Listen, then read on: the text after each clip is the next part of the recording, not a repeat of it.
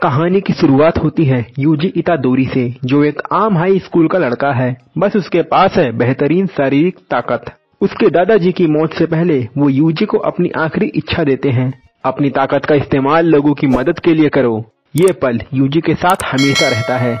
इस दौरान Megumi Fushiguro, जो टोक्यो जुजुत्सु हाई का एक छात्र है, एक श्रापित वस्तु को ढूंढने निकलता है। एक भयानक उंगली जो कभी र्योमेन सकुना श्रापितों का राजा की थी। फिर बातें तेजी से घूमती हैं। श्राप यूजी के दोस्तों पर हमला करते हैं और अपने दोस्तों को बचाने के लिए यूजी अपने आप को एक कठिन फैसला लेता है। वो सकुना की उंगली खाता है। हाँ, वो सच में उसे निगलता है और बस सकुना उसके शरीर में बस जाता है। लेकिन कुछ इस तरह से यूजी उसे रोक लेता है। दोस्तों, कहानी में आगे बढ़ने से पहले मैं आपको बताना चाहता हूँ कि हमारे इस चैनल एनिमे संसार पर मिक्स ऑडियंस है। मैं ये चाहता हूँ कि अगर आप एनिमे रिकैप को पसंद करते हैं या फिर हमारे द्वारा बनाए गए एनिमे रिकैप्स को देखना चाहते हैं, तो आप हमारे दूसरे चैनल एनिमे लोक पर जरूर विजिट करें। हमारे दूसरे चैनल एनिमे लोक पर मैं आपको ढेर सारे एनिमे रिकैप्स दूंगा, जैसे Naruto, Jujutsu Kaisen, Death Note, My Hero Academia, One Piece. अगर आप एनिमे रिकैप वीडियोस पसंद करते हैं तो हमारे चैनल को सब्सक्राइब जरूर करना। एनिमे लोक का लिंक आपको इस समय आई बटन पर दिख रहा होगा। बस 5 सेकंड लगेंगे, आप इस चैनल को सब्सक्राइब कर लो। आई होप आपने हमारे दूसरे चैनल एनिमे लोक को सब्सक्राइब कर लिया होगा। तभी सातोरू गोजो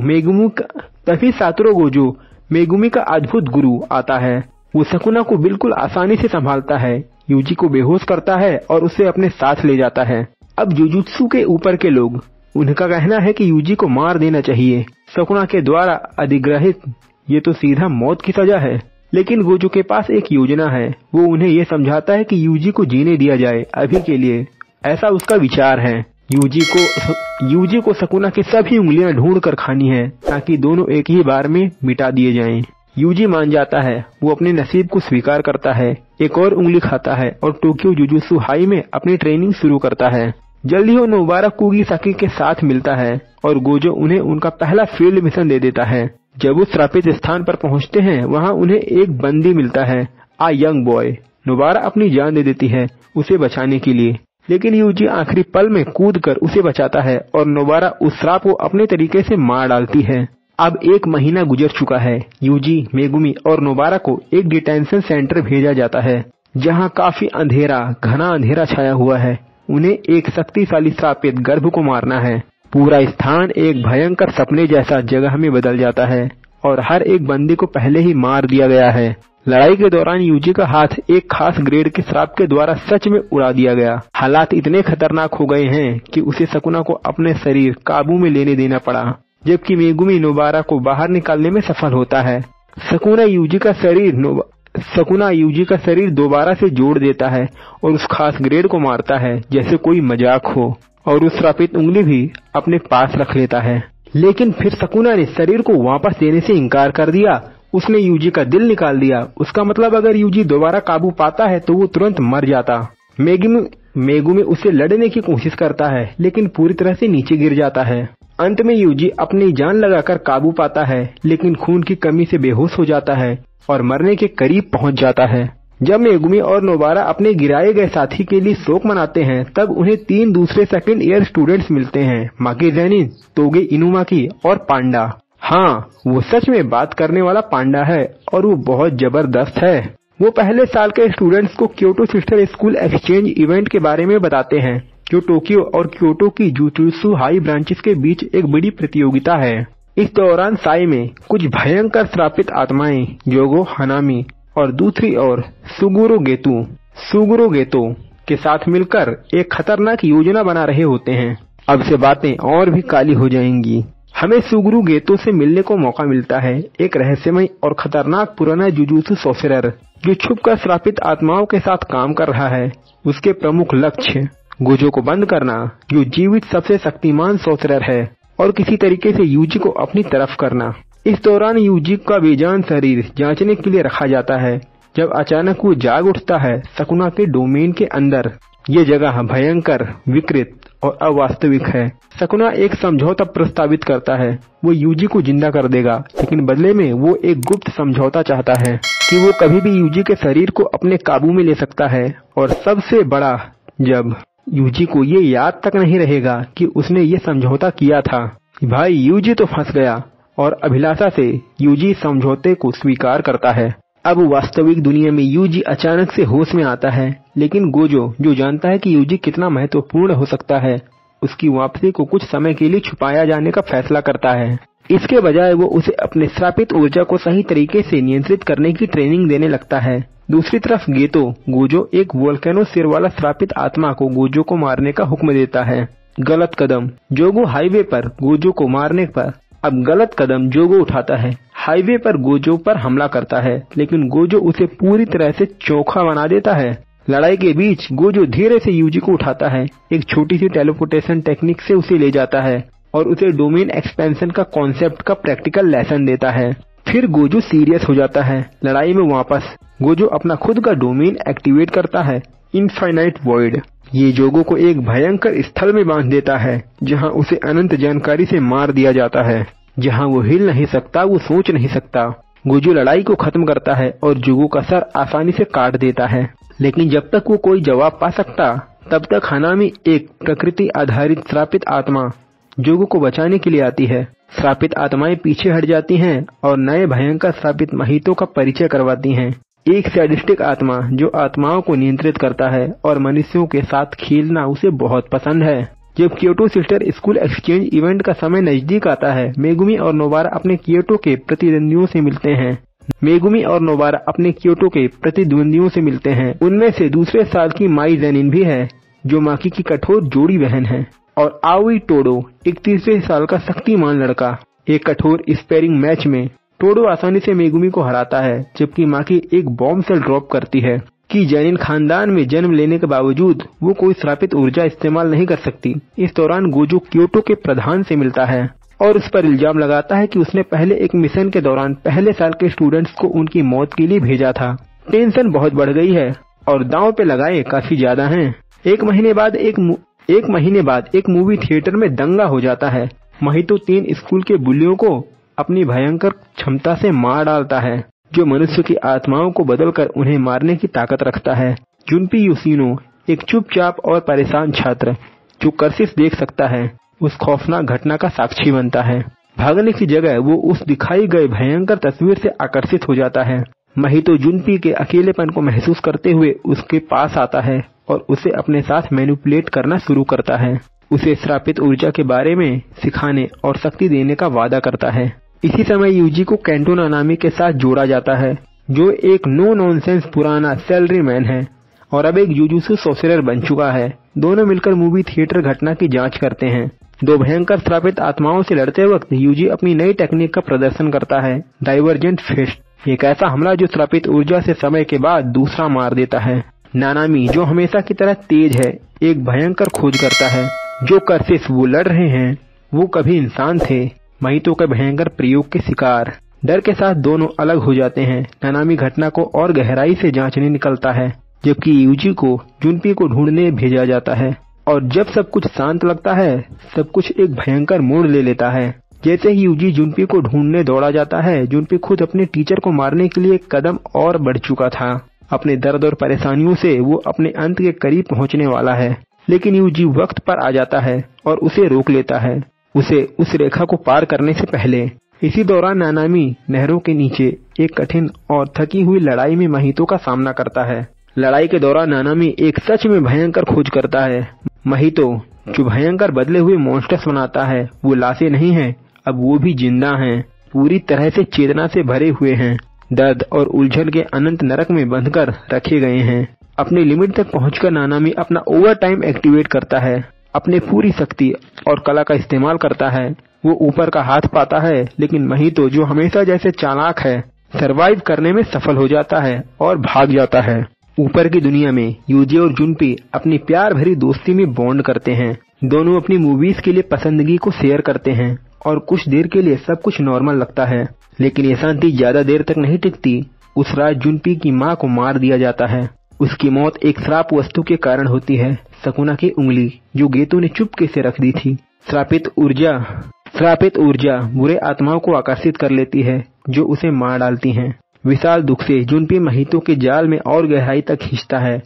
माहितो उसके दुख को गुस्सा में बदल देता है और जुनपी को ये भरोसा दिलाता है कि उसका एक पुराना बुली उसकी मां की मौत का जिम्मेदार है। बदला लेने के लिए अंधा हो चुका जुनपी अपने शिकिगामी इस्तेमाल करता है, जो एक जानलेवा जहर अपने क्लासमेट पर मारने के लिए भेजता है।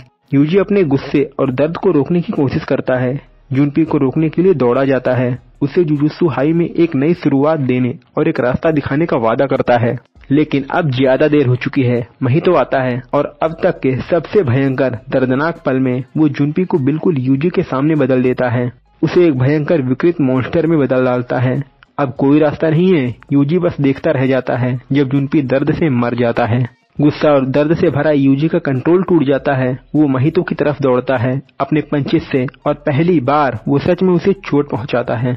यूजी के हमले सिर्फ महितो का शरीर नहीं तोड़ते, वो उसकी आत्मा को भी क्षति पहुंचाते हैं। महितो तुरंत यूजी को अपने आप में बदल देने की कोशिश करता है, लेकिन अचानक सकुना दखल देता है। वो महितो को अपने वेसल पर हाथ नहीं लगाने देता, कर्स को मार गिराता है और उससे ढंग से पीछे हटने का धमकी देता है। नानामी वक्त पर आ जाता है और वो और यूजी मिलकर महितो के खिलाफ एक टैग टीम लड़ाई शुरू कर देते हैं। महितो चौंकाया जा चुका अपना डोमेन एक्सपेंशन अनलेस करता है, नानामी को अपने डोमेन में बंद कर लेता है। हालात खतरनाक हो जाते हैं जब तक यूजी अपने इरादों के साथ डोमेन में घुसने की कोशिश करता है, अपने पुराने इरादे के साथ। लेकिन महितो के लिए ये एक बड़ा गलती होता है। उसके डोमेन में वो गलती से सकुना की आत्मा को दोबारा छूता है और इस बार सकुना कोई दया नहीं दिखाता। वो महितो को भयंकर चोट पहुंचाता है, 2 बार डिस्टर्ब होने पर गुस्से में। महितो अपनी जान बचाने में मुश्किल से सफल होता है। इसके बाद गेतो फैसला करता है कि उनका अगला कदम टोक्यो जुजुत्सु हाई पर एक हमला होगा। ज्यादा देर नहीं होती और क्योटो के स्टूडेंट्स एक्सचेंज इवेंट के लिए आते हैं। जैसे ही प्रतियोगिता शुरू होती है, यूजी ड्रामेटिक तरीके से प्रवेश करता है, जिंदा और बिल्कुल ठीक, अपने क्लासमेट्स को हैरान करते हुए। पहला राउंड शुरू होता है, टोक्यो वर्सेस क्योटो, दोनों स्कूल्स के बीच एक अंधेरी और चाओस से भरी लड़ाई। लेकिन ये सिर्फ एक दिखावा है। क्योटो के प्रधान के गुप्त हुक्म के तहत क्योटो की टीम का एक ही लक्ष्य है, यूजी इतादोरी को मार डालना। एक्सचेंज इवेंट को एक फ्रेंडली कंपटीशन होना था, लेकिन सब कुछ आउट ऑफ कंट्रोल हो जाता है जब Kyoto sister school exchange event अपने अपने उतार चढ़ाव में है। गोजो को एक और खतरनाक मसला महसूस होता है, शायद टोक्यो जुजुत्सु हाई में कोई गद्दार है जो दुश्मन को जानकारी दे रहा है। वापस बैटलफील्ड पर क्योटो के स्टूडेंट्स यूजी पर सरप्राइज हमला करते हैं, गुप्त हुक्म के तहत उसे मारने की कोशिश करते हैं, लेकिन टोक्यो की टीम जल्दी से समझ जाती है और उन्हें अलग कर देती है ताकि बदले की हालात थोड़ी बराबर हो सके। यूजी की टकरार एओई टोडो से होती है, जो एक अनप्रेडिक्टेबल और ताकतवर पावर हाउस है, लेकिन टोडो उसे मारने के बजाय पूरी लड़ाई को ही रोक देता है। वो यूजी के लड़ाइयों के टेस्ट को सुनने के बाद अचानक फैसला करता है कि उन्हें बेस्ट फ्रेंड बनना चाहिए, बस एकदम से। दूसरी तरफ मेगुमी का सामना नोरितोशी कामो से होता है, जबकि माकी जेनिन की तकरार कासुमी मीवा से होती है। जैसे जैसे ये डुअल चल रहे होते हैं, टोडो यूजी का पर्सनल मेंटोर बन जाता है। उसे कर्स्ट एनर्जी को कंट्रोल करना असली लड़ाई में उसे रिफाइन करना सिखाता है। इसी दौरान पांडा का मुकाबला मेकामारू से होता है, जो अपने असली शरीर से काफी कमजोर है और एक जन्मजात रोगी की वजह से बिस्तर पर पड़ा रहता है। वो अपने रोबोटिक शरीर को रिमोटली ऑपरेट करता है। एक कठिन लड़ाई के बाद मेकामारू टूट जाता है और पांडा का गोरिल्ला मोड उस पर आखिरी वार करता है। माकी जो कर्स्ट एनर्जी के बिना हमेशा एक अंडरडॉग थी, मीवा को अपना शक्ति और रफ्तार से हरा देती है। दूसरी तरफ नोबारा ने मोमो को लगभग हरा दिया था, लेकिन एक भयंकर ट्विस्ट में वो आखिरी पल में पीछे से मारा जाता है, माई जेनिन के कर्स्ट रिवॉल्वर से। इससे एक तनाव भरा फोर्स ऑफ शुरू होता है माकी और माई के बीच। ये दोनों ही ट्विन बहनें हैं, लेकिन अपनी खानदानी ट्रॉमास की वजह से एक दूसरे से दूर हैं। जब माई अपनी कर्स्ट गोली चलाती है, माकी उसे अपने हाथ से पकड़ लेती है और अपनी भयंकर शारीरिक ताकत को दिखाते हुए कर्स्ट एनर्जी के बिना भी वो बैटल में एक मॉन्स्टर बन चुकी है। दूसरी तरफ कासुमी मीवा को तोगे इनुमाकी से अपनी कर्स्ट स्पीच का इस्तेमाल करते हुए सीधा कमांड दिया, स्लीप। ये काम करता है, लेकिन तोगे अचानक कुछ भयंकर महसूस करता है। दोस्तों, अब यहाँ पे हनामी आ चुका है। तोगे फटाफट दूसरों को चेतावनी देने के लिए भागता है, मेगुमी के फाइट को इंटरप्ट करता है और सबको पीछे हटने को कहता है, लेकिन उससे पहले कि वो भाग सके, हनामी उनका रास्ता रोक लेता है। पूरे बैटलफील्ड पर एक भारी कर्स्ट व्हील छाई होती है। इसका मतलब बिल्कुल क्लियर है, गोजो को रोकना। हनामी जो एक ब्रूटल और बिना रुकने वाला कर्स्ट स्पिरिट है, अपने अटैक से सब कुछ आसानी से तोड़ देता है। कुछ ही वक्त में वो माकी को मारने के करीब पहुंच जाता है। सब कुछ खत्म लगता है। तभी यूजी और टोडो वक्त पर आ जाते हैं माकी को बचाने और लड़ाई को अपने हाथ में लेने के लिए। जबकि पांडा और मोमो घायलों को इवैक्यू कर रहे होते हैं, असली लड़ाई शुरू हो जाती है। टोडो के इंटेंस मार्गदर्शन के साथ यूजी एक एडवांस्ड कर्स्ट टेक्निक को अपनाने में सफल होता है। ब्लैक फ्लैश एक ऐसी टेक्निक जो उसकी ताकत को बढ़ा देती है जब फिजिकल और कर्स्ट एनर्जी परफेक्टली साइंक हो जाती हैं। फिर टोडो अपनी सिग्नेचर टेक्निक को दिखाता है, बूगी वूगी, एक हंसी मजाक वाला नाम लेकिन एक खतरनाक और प्रभावी मूव जो उसे कर्स्ट एनर्जी से इम्ब्यूस्ड किसी भी चीज को या इंसान की जगह को तुरंत बदलने की इजाजत देता है। ये टेक्निक चेयोटिक, अनप्रेडिक्टेबल और डेडली है। लड़ाई का रुख बदलना शुरू होता है। Yuji, Todo, black flash, boogie woogie, एक कर्स्ट स्पिरिट की किस्मत अब बदलने वाली है। अपनी ताकत को सिंक में लाते हुए यूजी का डिवेस्टेटिंग ब्लैक फ्लैश और टोडो की चेयोटिक बूगी वूगी, ये दोनों हनामी पर एक शामिल वार करते हैं। कर्स को बिल्कुल भी सांस लेने का वक्त तक नहीं मिलता। लड़ाई कर्स्ट एनर्जी और ब्रूट फोर्स का एक सिम्फनी बन जाती है। लेकिन जैसे ही हनामी अपना डोमेन एक्सपेंशन लॉन्च करने की तैयारी करता है, सब कुछ बदल जाता है। गोजो व्हील को तोड़कर अंदर आ जाता है। जूजो, जो दुश्मन के सॉर्सरर्स में से एक था, उसको कैजुअली मिटा देने के बाद गोजो अपनी सिग्नेचर टेक्निक होलो पर्पल को अनलीज करता है। ये अटैक लैंडस्केप को तोड़ता हुआ एक ही पल में आधे जंगल को मिटा देता है। हनामी मुश्किल से ब्लास्ट से बच पाता है और अपनी जान के साथ भाग पाता है।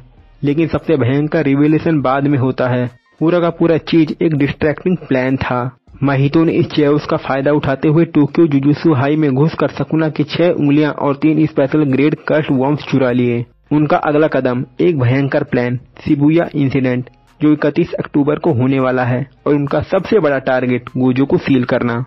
लड़ाई के बाद गोजो डिसाइड करता है कि एक्सचेंज इवेंट को थोड़ा हल्का बनाया जाए, एक बेसबॉल गेम के साथ। टेंशन कुछ वक्त के लिए लाफ और बॉन्डिंग में बदल जाती है, अगर सिर्फ कुछ देर के लिए। ज्यादा देर नहीं होती, टोक्यो स्क्वाड को एक नया असाइनमेंट मिलता है, मेगुमी के पुराने मिडिल स्कूल से जुड़ी कुछ अजीब मौत का पता लगाना। उनका सर्च यासासी ब्रिज तक ले जाता है, जहां वो एक पावरफुल कर्स का सामना करते हैं जो इन किलिंग्स के पीछे है। और भी बुरा, मेगुमी की स्टेप सिस्टर जो अभी भी कोमा में है, उसकी भी एक विक्टिम है। जैसे जैसे चीजें बदलती हैं, 2 और कर्सिस आते हैं जो यूजी और नोबारा को मेगुमी से अलग कर देते हैं। मेगुमी को अकेला छोड़ा जाता है और वो अपने आप को पूरी तरह से ओवरवेल्ड महसूस करता है। उसकी लिमिट पूरी तरह से टूट जाती है और वो अपने आप को उससे आगे पुश करता है। अपना डोमेन एक्सपेंशन एक्टिवेट करते हुए वो अपनी नई ताकत को अनलॉक करता है। एक इंटेंस लड़ाई के बाद वो कर्स को हराकर सकुना की एक और उंगली रिकवर कर लेता है। इस दौरान यूजी और नोबारा को 2 कर्स भाइयों से लड़ते हुए देखा जाता है, जो एक खतरनाक डैके टेक्निक का इस्तेमाल करते हैं जो उनके शरीरों को तेजी से खा जाता है। उनकी त्वचा जलती और उतर जाती है, लेकिन ये दोनों अपनी हिम्मत को बनाए रखते हैं। एक डेस्परेट काउंटर अटैक में नोबारा उनकी टेक्निक में एक कमजोरी ढूंढती है। यूजी के साथ परफेक्ट टैंडेम में काम करते हुए वो इस कमजोरी का फायदा उठाती है और दोनों कर्सिस को हरा देती है। जब सब कुछ शांत होता है, वो मेगुमी को बेहोश पा लेते हैं। वो सकुना की उंगली को अभी भी अपने हाथ में पकड़ के रखता है। बिना किसी हिचकिचाहट के यूजी उस उंगली को खा जाता है और सकुना को अपने अंदर और ज्यादा खींच लेता है। 2 दिन बाद गोजो मीमे से संपर्क करता है और उसे जुजुत्सु हाई के अंदर छुपे हुए ट्रेटर को ढूंढने में मदद लेने के लिए कहता है। अब ये वाला सीजन एक ताकतवर नोट पर खत्म होता है। एवी, टोडो और मीमे दोनों टोक्यो के स्टूडेंट्स को ग्रेड 1 सोर्सरर के लिए रेकमेंड करते हैं। उनकी सफलता और प्रोग्रेस को देखते हुए तो दोस्तों, जुजुत्सु काइसेन का सीजन 1 आपको कैसा लगा? क्या आपको इसका सीजन 2 भी चाहिए? मुझे कमेंट बॉक्स में जरूर बताना। और आप एनिमे रिकैप के लिए हमारे दूसरे चैनल एनिमे लोग को जरूर सब्सक्राइब करना। लिंक आपको कमेंट बॉक्स और डिस्क्रिप्शन बॉक्स में मिल जाएगा। और अगर आपको आज की कहानी पसंद आई है तो मेरा यकीन मानो आपको एंड स्क्रीन पर दिखने वाली कहानी को भी जरूर देखना चाहिए। मिलते हैं अगले वीडियो में, तब तक के लिए बाय बाय, सायोनारा।